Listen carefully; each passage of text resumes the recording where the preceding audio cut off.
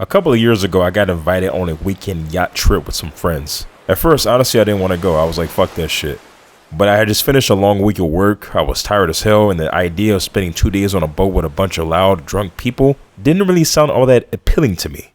But my friends kept pushing me. Come on, man, it's a yacht, free drinks, live music, ocean views. What else are you doing this weekend? One of them said. And eventually, I gave in. I really wish my ass would have just said no. Now, the yacht itself was huge, not some small fishing boat or anything like that. This thing had multiple decks, a bar, lounge areas, and even a small stage where a live band was performing later that night. When I first got on board, the vibe was honestly great. People were laughing, music was playing, drinks were flowing, and everybody was just enjoying the night. The sun was starting to set across the water, and the whole scene just felt like something out of a movie. I spent the first hour catching up with some friends, a couple of them that I hadn't seen in months. And eventually the band started performing on the upper deck and the place got even more lively. People started dancing, cheering, and the entire boat just had this fun party atmosphere. And at one point I ended up talking to a girl who had come with one of my friend's co-workers. Her name was Claire. She had dark hair, a leather jacket, and this sarcastic sense of humor that made it really easy to talk to her. We grabbed a couple of drinks and started leaning against the railing near the side of the yacht, watching the water and talking while the music played behind us. It was one of those conversations where time just kind of flew by. We were joking, flirting around a little bit, and just enjoying the night. And then suddenly she stopped mid-sentence. Her eyes drifted past me towards the main walkway of the deck. And I remember thinking that she probably got distracted by somebody that she knew. But the expression on her face changed. Not scared exactly, but just confused. She leaned closer to me and quietly asked, "Hey, do you know that guy?" I turned around and looked. About 20 feet away from us was this guy, slowly walking along the deck. And when I say slowly, I mean awkwardly slow. He looked completely out of place, and everybody else in the yacht was either laughing, dancing, talking, or drinking. But this motherfucker was just wandering, like he didn't have no business being there. His shoulders were hunched slightly forward, his hands shoved into the pockets of a dark hoodie, and his eyes were just constantly scanning the deck like he was looking for something, or someone. And at first I assumed he must have been one of the guests. There were probably about 40 or 50 people on the yacht that night, so it wouldn't have been weird if I didn't recognize everybody. But the way he moved was strange. He wasn't talking to anyone. He wasn't drinking, he wasn't watching the band. He was just pacing slowly along the deck, occasionally glancing towards groups of people before quickly looking away. "I don't recognize him," she said. "Oh, maybe he came with someone," I replied. And then that's when the guy suddenly stopped walking. For a few seconds he just stood there, staring down toward the lower level of the yacht, and looked directly at us. Claire beside me immediately looked away. "Okay, that's weird," she muttered. I laughed just a little, trying to brush it off. "Maybe he's just drunk," I said. There was no smile, no expression, just this blank, hollow look. And then after about 5 seconds, he turned around and walked towards the stairs leading down to the lower deck, disappearing out of sight. "Yeah, that guy is creepy," she said. I shrugged. "Maybe he's socially awkward?" I said jokingly. But even as I said that, I noticed something that made my stomach drop a little. Because when I looked back towards the crowd, I realized something strange. Everybody on the yacht seemed to be grouped together in small circles, talking, dancing, or watching the band. Except for that guy. He had been completely alone. And I suddenly found myself wondering I hadn't thought about before. Who exactly invited him? Because neither one of us had seen him before. And judging by the confused looks we started getting when we asked around later, nobody else had either. So after that weird moment, the girl and I tried to shake it off, nothing crazy. The music was still playing, the band was getting louder, and people were cheering around us. And for a little while, we went back to talking. She told me about how she knew one of my friend's co-workers. I told her about how I almost didn't even come tonight, and we laughed about how ridiculous some of the people on the dance floor looked. And then that's when my friend suddenly showed up. His name was Derek. "Hey man, there you are. We've been looking for you," suddenly patted me on the back. He introduced himself to Claire, and the three of us just started talking. Just casual stuff, drinks, the band, who invited who, the usual party conversations. But halfway through the conversation, that guy popped back into my head. So I asked, Hey, quick question. Do you know about that guy walking around here earlier? You know, dark hoodie, kind of awkward looking? My friend just stared at me. What guy? The guy that was just walking around here earlier. I mean, he was like creeping around the deck. My friend shook his head slowly. No, I haven't seen anybody like that. Claire leaned in forward and pointed towards the crowd. Right there. Both of us looked in the direction she was pointing. And sure enough, there he was. Standing near the far side of the deck. The same weird way of just standing there watching people. My friend squinted. Okay, yeah, that's kind of weird. So, do you know him? My friend shook his head. Nope. And for a moment, the three of us just stood there looking in his direction. The guy wasn't talking to anybody. He wasn't drinking. He wasn't even watching the band. He was just standing near the railing like he was observing the whole party from a distance. I'll go ask him, he said. Before one of us could either say anything, he started walking past the crowd. But the yacht was pretty packed by then. People were everywhere, moving around, laughing, drinks in their hand, and within a few seconds, we lost sight of him. We waited for a minute or two for him to come back, but he didn't. We went back to talking, joking around, and just watching the band play. But something about that whole situation still sat in the back of my head. Because that guy hadn't just been standing there, he had been watching everybody. Like he just didn't belong here. And the weirdest part, my friend never came back to tell us what happened when he talked to him. At that time, I didn't think too much of it. About half an hour passed, the band was still playing. People were still dancing, but suddenly something felt off. Because the more I thought about it, the more I realized something strange. My friend should have come back by now. He would have returned to us or at least walked past again, but he didn't. So I checked the area around the bar. Nothing. I even walked to the stairs that led to the lower deck. Still nothing. And then that's when Clara walked behind me. Did you find him? She said. I shook my head. No. She looked uneasy now. Maybe he went downstairs? She said. But as I looked toward the staircase leading down to the darker part of the yacht, I suddenly remembered something. That creepy guy had walked down those same stairs earlier, and for the first time that night, the thought crossed my mind. What if my friend did confront him, and something went wrong? Because at that exact moment, I noticed something else. The staircase leading down to the lower part of the deck was now completely dark. I sure as hell wasn't going down that motherfucker. We ended up staying on the upper deck for a while after that. The music kept playing, people kept drinking, and the whole thing just slowly blended back into a normal night again. Even the creepy guy, he didn't show up again. At least not where we could see him. And after a while, I kind of just let it go. I figured my friend probably ran into somebody that he knew, or maybe he just went off somewhere else on the yacht. It wasn't that unusual. Still, it was a little bit weird that he never came back. At some point later in the night, I looked over at Claire. Hey, you want to head downstairs for a bit? She smiled, a little tipsy now. Yeah, I could use a break from all this noise, she said. We made our way through the crowd, down the stairs, and into the lower level where the rooms were. It was quieter down there. Dim lighting, soft music faintly echoing from above, the hum of the engine in the background. We got to my room and went inside. At first we just sat and talked, just chilling. We talked about the night, about how random it was that we even met. She brought up that guy again. That dude earlier, he gave me a weird vibe, she said, sitting on the edge of the bed. Yeah, Derek just went to talk to him and just never came back, I said. She frowned slightly. Yeah, that's kind of creepy, she said. Probably nothing, even though I fully do want to believe that shit. We let the conversation drift after that. Started talking about other things. Music, work, random stories. The kind of late night conversations that just flows naturally when everything else slows down. And at some point there was this quiet moment. No music, no voices. Just the low hum of the yacht moving through the water. We looked at each other, smiled a little, and eventually we started making out. And one thing led to another. And we just kind of both fell asleep. The next thing I remember was a loud knock on my door. It jolted me awake instantly. At first I didn't even know where I was. Then I heard it again. I groaned, rolling my eyes as I sat up, just slightly annoyed. Claire was still beside me, sleeping. I checked my phone. Morning time. Shit. I don't even remember what time it was exactly, just that it felt too early.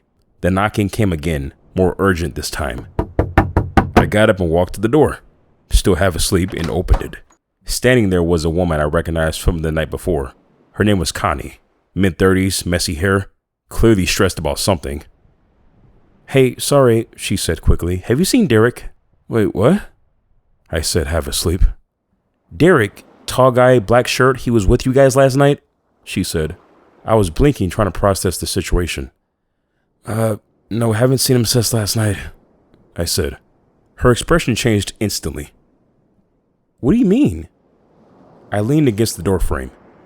Well, I mean, he went to go talk to some guy on the deck, some dude in the hoodie. We lost sight of him after that, and I figured maybe he just wandered off. I don't know, I said.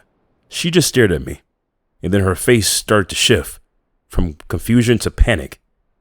You're telling me you haven't seen him since then? She said. No, I thought he came back, I said. Well, he didn't, she said, shaking her head. I've been looking for him all morning. Now I was fully awake. That's weird, I said. Her breathing started getting heavier. Yeah, he wouldn't just disappear like that, she said. Okay, hold on. Let's not jump to anything, okay? He's probably somewhere on the boat, I said.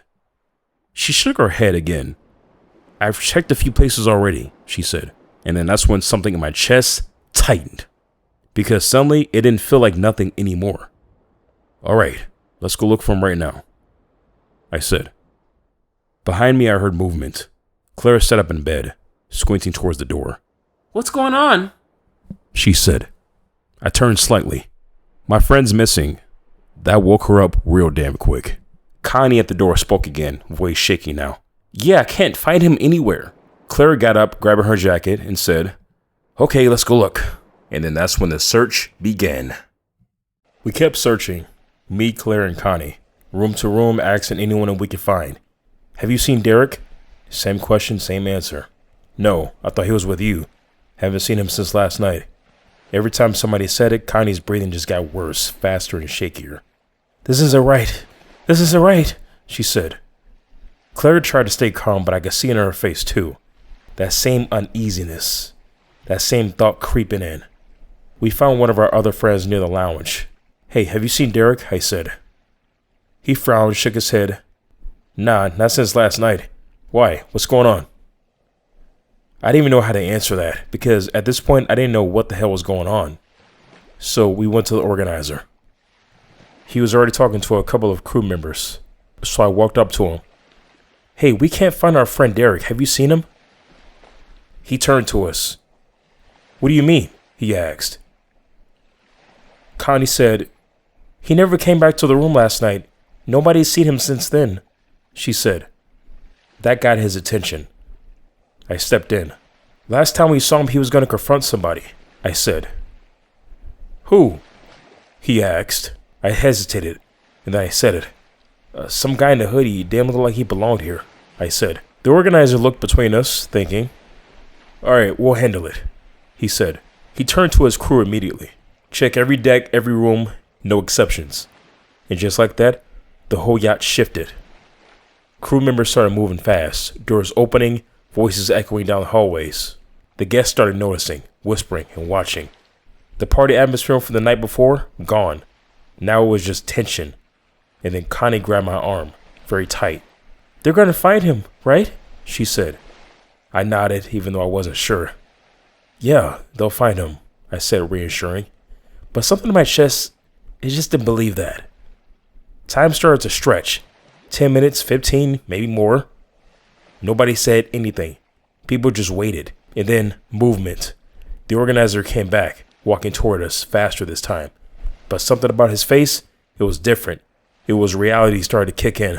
And then that's when I knew, before he even said it.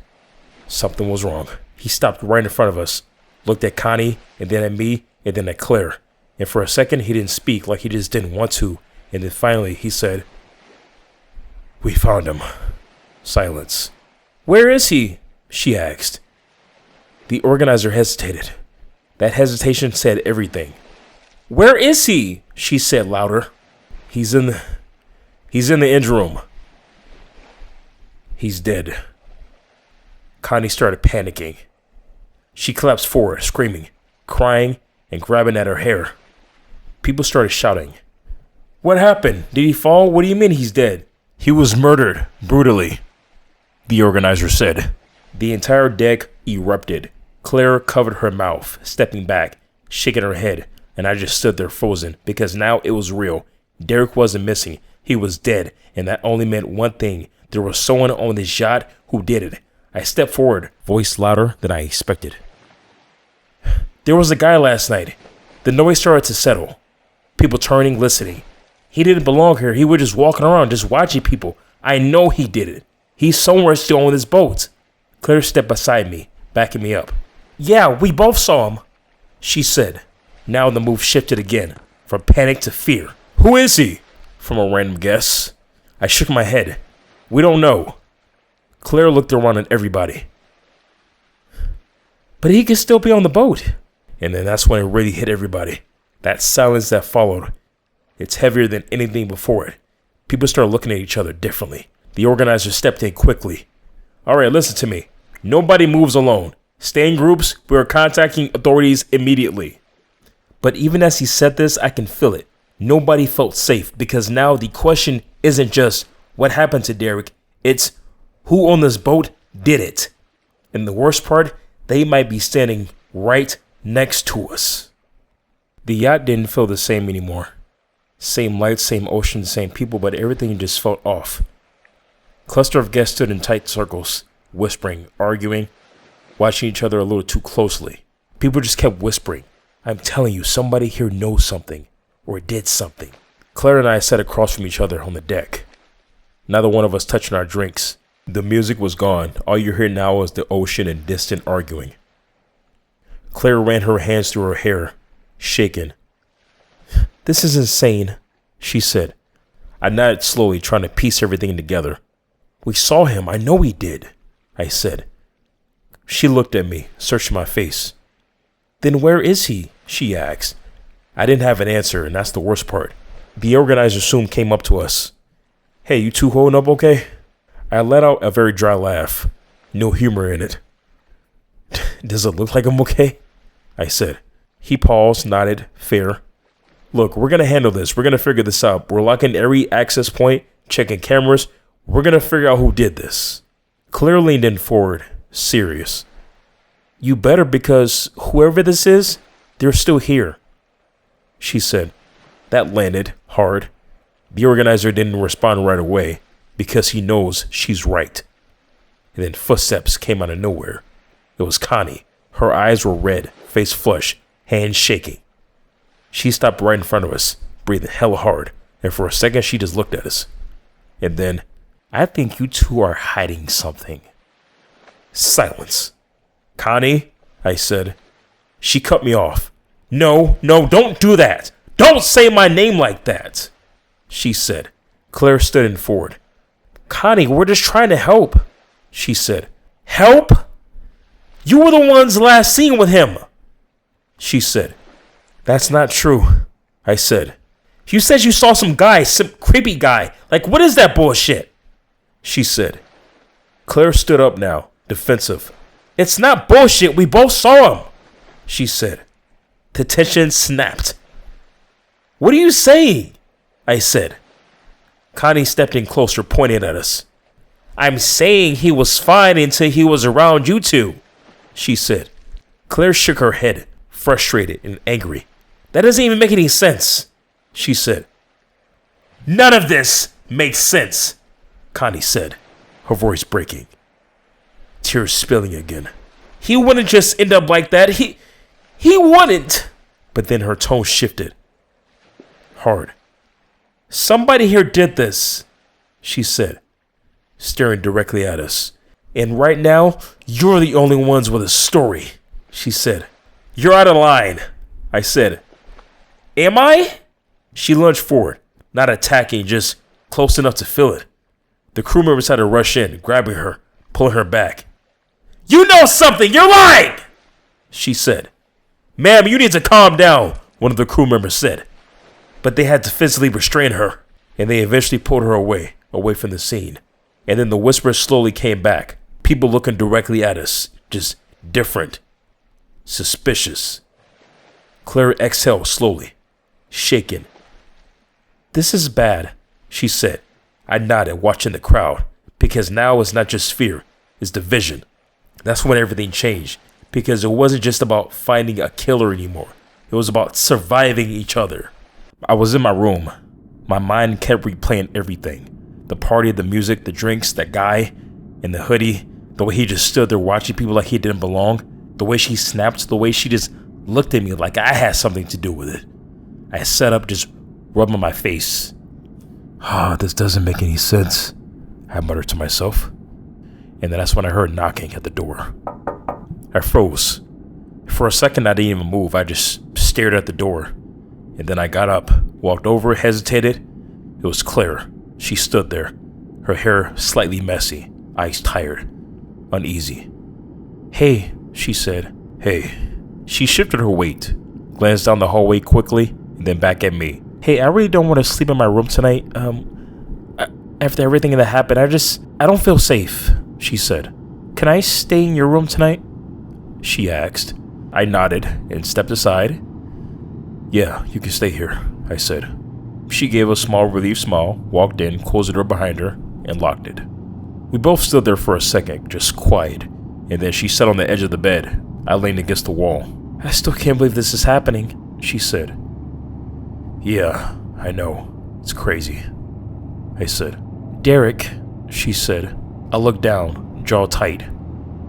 "Yeah, he didn't deserve that," I said. And then she looked at me, something sharp in her eyes. "What was that about earlier with Connie?" she asked. I exhaled, shaking my head. "I don't know, she just lost it out of nowhere, started blaming me for nothing and saying that we had something to do with it," I said. "She's fucking crazy," she said. I shrugged. "She's just emotional," I said. Claire leaned in forward, more serious now. "Or maybe she's covering something," she said. I looked at her. "Wait, you think she did it?" I said. I think it's possible," Claire said. "Because think about it, she's the only one with an actual connection to Derek. She's the one freaking out the most. And she immediately pointed fingers at us?" she said. I shake my head. "No, I don't see that," I said. Anything's possible," Claire said. I paused, just thinking to myself, okay, even if she did, that doesn't explain the guy we saw, I said. Claire leaned in back slightly. "Unless she hired him?" she said. That hits. I didn't respond right away, because for a split second, it almost made sense. But I shook it off. No, that's a stretch, I said. Claire doesn't argue, but she doesn't fully let it go either. "Maybe," she said. And then eventually we laid down, lights off, room dark, just the sound of the ocean. I don't know how long I was asleep, minutes, maybe an hour, and then that's when I heard something at the door. My eyes snapped open. Another knock. Slightly louder this time. Claire sat up beside me. "You hear that?" she said. I nodded, already getting up, heart beating fast. I walked towards the door slowly. Everything just felt off. I reached for the handle, paused. I step out, look left, nothing. I look to my right, and at the far end of the hallway, something moved. I freeze. It was the guy in the hoodie. My heart dropped. "Hey!" I take off running, fast. Footsteps echoing down the hallway. The figure turns and disappears around the corner. I sprinted after him, turning the corner, and there was nothing, just an empty hallway. No doors opening, no footsteps, no sound. Just gone. Claire ran up behind me, breathing hella hard. "Where is he?" I look around, frantic. "He was just here!" People started to open their doors now, voices spilling into the hallway. "What's going on? What happened?" Claire points down the hall. "There was someone here," she said. The tension spiked instantly. People started stepping out, looking around, confused, nervous. Even the crew members started rushing in. I turned to one of them, still catching my breath. "The guy in the hoodie, he's still here." The crew member looked down the hallway and then back at me. But there's nothing there, no signs of him, no trace. Just the quiet hum of the yacht. And that's when it really hit me. This wasn't over. He did not leave, he was still here. And now, he knew exactly where I was. Morning came too fast, but it didn't feel like morning. No sunlight could fix what this place had turned into. The yacht was quieter now, Not peaceful, just tense. Claire walked beside me as we headed towards the upper deck, neither one of us saying much. We went to the organizer. He was there talking with two of his crew members, trying to look in control, trying to act like everything wasn't falling apart. We walked straight up to him. "We saw him again," I said. He looked at me, no surprise. "I know." That kind of threw me off. "What?" "The crew told me about the hallway, the knocking." Claire stepping forward. "Then you know he's still here." He nodded slowly. "Yeah, we're aware." That answer didn't sit right with me. Aware isn't enough. Someone is killing people on your boat. A few of the guests nearby started to look toward us now, listening.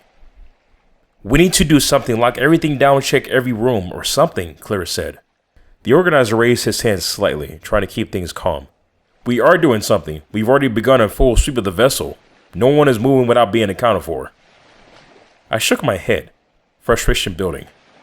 "That's not good enough," I said. "We have this under control," he said. I stepped closer. "No, you don't," I said. That hit a nerve.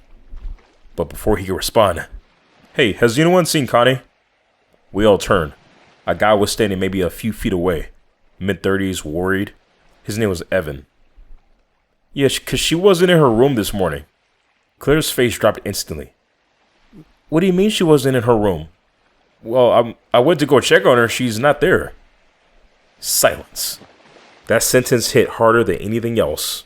Claire looked at me like she was starting to panic. No. My stomach sank. Are you sure?" I asked. "Yeah, her stuff's there, but everything else is like, I don't know, she's gone." A ripple of panic moved through the crowd. People started talking again, louder this time. "You're kidding me. No fucking way. This isn't happening." Claire stepped back slightly, shaking. "This is bad. This is really bad," she said. I turned back to the organizer, anger hitting hard now. "See, this is what I'm talking about," I said. He didn't respond immediately, but I could see it. Even he didn't expect this. "One person is dead, and now the other one is missing, and you're standing here telling us that you got everything under control," I said. The organizer snapped. "What do you want me to do, panic? Because that's exactly what's going to make this worse," he said. "It's already worse," I said. The tension between us is thick now. "Okay, look, we don't have time for this, okay? We need to find her now," Evan said. What if he took her too?" Claire said. That lands hard. Everyone goes quiet now, because now the situation is undeniable. This isn't random, this isn't over. There is someone on this yacht taking people, and nobody knows who it is. And that's when the fear really set in. This wasn't just about Derek anymore. Now, anybody could be next. And for the first time since this started, I wasn't just thinking about what had happened. I was thinking about survival. The deck is quiet now, away from the crowd. Claire and I leaned against the railing, just tired. "This is getting out of control," she said. "Yeah," I said back. "I'm gonna run to my room real quick. I need to grab something." I nodded. "Don't take long," I said. She gives a small look and then walks off. I watch her go, disappear around the corner, and then footsteps behind me. I turn.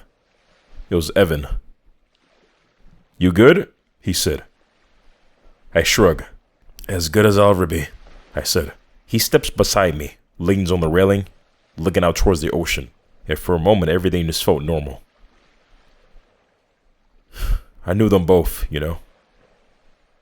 I glanced at him. "Oh yeah?" I said. He nodded slowly. "Yeah, Connie, Derek." His jaw tightened slightly. "But he didn't treat her right." Something in his tone shifted. "What do you mean?" I asked. He exhales, shakes his head. "It doesn't matter now. At least it didn't take long." I turned toward him. "What?" I said. He looks at me, and then smiles. Not friendly, just wrong code. Everything in me just started tightening. How would you know that? I asked. Silence, and then he moves. Fast. Both of his hands shove into my chest. I slam back into the railing, air knocked out of me. Before I can react, he pushes me again, harder, trying to lift me over. "What are you doing? You should have stayed out of it!" he said. I grabbed the railing, fighting back. "What the hell is wrong with you?" He tries to force me over the railing, the ocean just behind me. I swung at him in the jaw. He stumbles and he comes right back. We crash into each other, grabbing and struggling. "You weren't supposed to see anything!" That confirms it. "You killed him?" He doesn't deny it. That's the worst part. I shove him off and he punches me in the face. Hard. He tries to grab me again, and then Claire comes running in. Hey, what are you doing?" She rushes in, trying to grab him, trying to pull him off. "Get off him!" But Evan shoves her away, knocking her down to the ground. "Stay out of this!" he says. She stumbles, and then bolts for it, calling out for help. He swings at me one last time. That's when we hear voices shouting over each other. Hey, break it up!" Adrenaline's still hitting, trying to make sense of what just happened. Evan stumbles back, held by 2 crew members, but instead of panicking, he straightens up, and then points at me. "He tried to push me!" Those words hit like a punch. "What?" I said. "No, that's not what happened," I said. "No, this fucker lost it." Now he's louder, more emotional, but controlled. "He's been acting weird all day, talking about that hoodie guy that doesn't even exist." The crowd shifts. "Wait, what hoodie guy?" one of the guys said. My stomach dropped. "He's real, we both saw him. Me and Claire, we both saw him." I look at Claire. She's frozen. Eyes moving between us, trying to process everything. "Of course she did, she's backing you up," Evan said. That lands. Now people are looking at Claire too. "Think about it." He gestures towards me. "Who was the last person with Derek?" A beat, but nobody answers, but they all know it was me. And suddenly there's this mystery guy that nobody else has seen, he says. I step forward, frustrated. "That's not true. People saw him," I said. "Then where is he?" Evan said. Silence. I don't have an answer. That's the problem. "Exactly," he said. He lets that hang, and then, "And Connie? She accuses you? And now suddenly she's gone too?"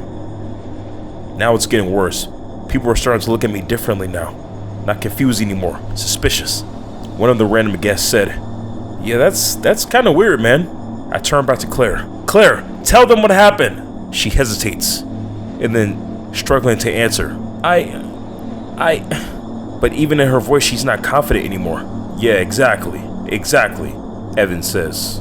"Come on, you don't believe this bullshit, right, Claire? Come on. We both saw him," I said. She doesn't answer. The crowd closes in slightly, not physically, but mentally. I can feel it. They don't know what to believe. Nobody does, and that's exactly what Evan wants. He relaxes just a little bit now, just enough. Like he knows he's got control of the whole room. "I'm just saying, we're all scared, but we need to start looking at what's actually in front of us," he says. And then he looks directly at me. "Not some fake ass story," he says. He wasn't just defending himself, he was turning them against me. And the worst part, it was actually working. 2 members of the boat approached me near the deck.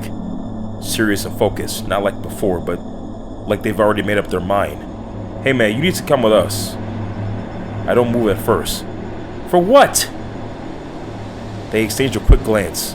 "Authorities have been contacted." That one hits. "We're turning this over to them as soon as we dock. Until then, we're gonna need you to stay in your room." "Are you fucking kidding me right now?" I said. "Look man, we're just trying to keep everybody safe," one of them said. I shake my head, with the frustration building. "You think I did this?" I said. They don't answer right away. "There's someone else on this boat. I told you." "Yeah, we looked, and there's no signs of anyone matching that description." "Because he's hiding," I said. "Or because he doesn't exist." That one lands. So I step closer. "I'm telling you guys the truth. And we're telling you to go back to your room," they said. One of the members' tone shifts. Less polite, more firm. Now! A small beat. I look around. People are watching, whispering, judging, and none of them are on my side, so I just swallow it, turn around, and I start walking. The walk back felt longer than it should have. Every step feels heavier. I see Clara standing near the hallway corner, and for a second it was just relief, finally, so I walk toward her. Claire! She looks up, but something's different. Like she doesn't step toward me, doesn't move at all. You don't believe him, do you? I asked her. A pause, but she hesitated, and that hesitation says everything. I don't know what to believe right now, she says. That one stinks. You saw him, you were there. I know what I saw. Another pause. But everything else, none of it makes sense, she says. I shake my head. That's because you're listening to him. She exhales. I'm listening to what's in front of me. That lands harder than anything else today. So that's it? You think I did this? She doesn't answer right away. And then, I think I need space, she says. And there it is, distance. She steps back slightly and walks off. And that was the moment I realized that I was on my own. I couldn't sit in that room anymore. It felt like a cage. So I unlocked the door, stepped out into the hallway, quiet, too quiet. Most people had gone back to their rooms, staying in groups or staying locked in. I walked past a few doors, no voices, no movement, and then I made my way outside. The air hit me immediately. The ocean stretched out into the darkness, endless. I walked up to the railing, leaned forward, gripping it tight, just trying to breathe for once. I didn't know which one was worse, being trapped out here with a killer or being the only one who knew the truth. I closed my eyes for a second, and then I heard footsteps behind me. My eyes opened. I turned around, and there he was. The hoodie guy, standing just a few feet away from me, watching me. I took a step toward him. Who the hell are you? No response. He didn't move. He didn't speak. He just stood there. And then he took a step forward. I backed up slightly. Instincts kicking in. Somebody help! He took off toward the corner of the deck. Hey! I took after him. He rounded the corner. I followed his ass. I started seeing more people around me. Hey, stop that guy! And just for a second, that's enough. We corner him. Dead end, nowhere to go. Crew guests all surrounding him. He turns, hands up, breathing hella hard. Wait! He says. Nobody moves. The tension is insane. He slowly reaches up and pulls the hood down. He looks normal. Like a regular guy. Just normal. Not some killer you expect. Just scared. Look, I didn't kill anyone, alright? He says. Nobody believes him. Then start talking, I said. He looks around panicked. He blurts it out. I was just supposed to scare people. Silence. Confusion spreading. Wait, what? I said. I swear, I didn't know anything about killing. I was just supposed to blend in, alright? And just make people uncomfortable. My chest tightens. Wait, who told you? I said. He hesitates and then... It was Evan. He told me to do it. Everything stops, like the air just got sucked out of the hallway. I felt it immediately. That name lands heavy. Look, I didn't know anything about killing, alright? I swear. I thought it was just some stupid prank or something, he said. His voice shakes. He paid me to do it. He told me to stay out of sight and just be still, like a presence. Okay, what about Derek? What about Connie? He killed them, alright? I had nothing to do with that, okay? He says. Everything just started to click in that moment. So I turn around, already moving. Saying to everybody, we need to find Evan. We all started moving fast, urgent now, focused, no more doubt. We got to his room. It was closed, locked, and that's when a crew member started banging on it. Evan, open the door! No response. I step forward, try the handle, locked. We gotta kick it open. The crew member nods. The door bursts open. We rush in, and there we saw him, Evan, on the bed, half asleep, disoriented, blinking at the sunlight and noise. What the hell? Before he can even process, the crew rushes in, grab him, and pull him off the bed. Hey, what are you doing?